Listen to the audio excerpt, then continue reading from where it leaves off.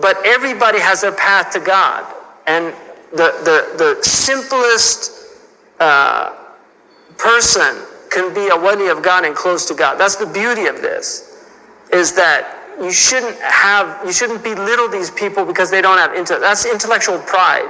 Because first of all, intellect is a gift from God. If God gave you a bigger portion than other people have, that's from Allah. And if you see it as from yourself, then you're a fool. So Robert Frost has a beautiful poem. If you should rise from somewhere, from nowhere up to somewhere, from being nobody up to being somebody, be sure to keep repeating to yourself, you owe it to an arbitrary God, whose mercy to you rather than to others won't bear too critical examination. Stay unassuming. If for lack of license to wear the uniform of who you are, you should be tempted to make up for it with a subordinating look or tone. Right? So be careful.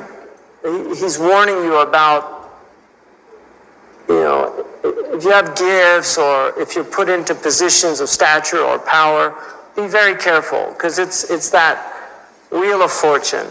You're up there, and for whatever reasons, there's other people that are probably more worthy of you. But for whatever reasons, God put you there. Don't get deluded by it. Beware of coming too much to the surface and using for apparel what was meant to be the curtain of the inmost soul. Don't be shallow people, be deep people. So that's important. And he was somebody that learned this bitterly, because he was such a genius. He was just a brilliant man. And so he admits that he had that intellectual arrogance.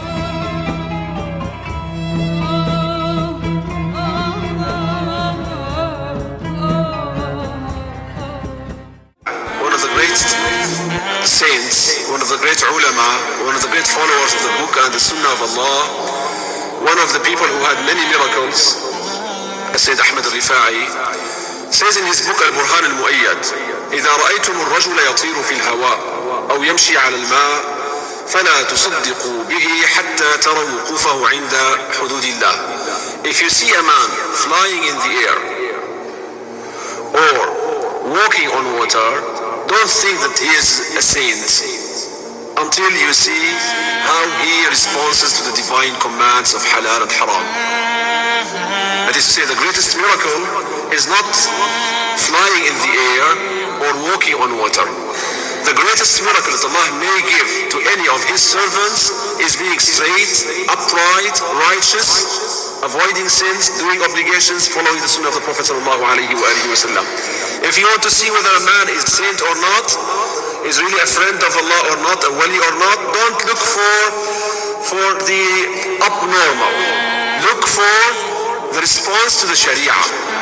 How they respond to the divine commands of Allah. How they respond to the sunnah of the Prophet ﷺ. Why did he say so? First of all, because from a Sharia point of view, we understand that these miracles, we call them miracles, may happen to unrighteous people. So, khawariq al-adat, we call them, disruption of the laws or the habitual laws, may happen to unbelievers even. And we call them these 5 categories. Mu'jiza is for prophets. Karama is for awliya, saints, friends of Allah. Ma'una is for common Muslims. Like a common Muslim may have a miracle.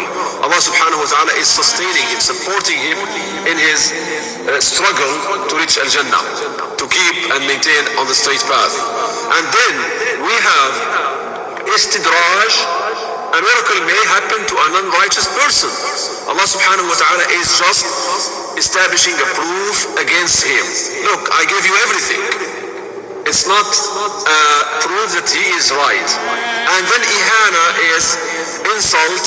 Miracles happen at the hand of the unbelievers. This is why the criterion to know a wali is not through miracles that people look for, flying or walking on water. The other reason is because the formula how to walk in water was known to Muslim scientists from 3rd, 4th century. They had a formula, a chemical formula. If you wanted to walk on water, you would have been able to do so without any boat, without any wood panel. You could have walked on water. And this is mentioned in some of the remaining manuscripts and some of the books of science in Islam.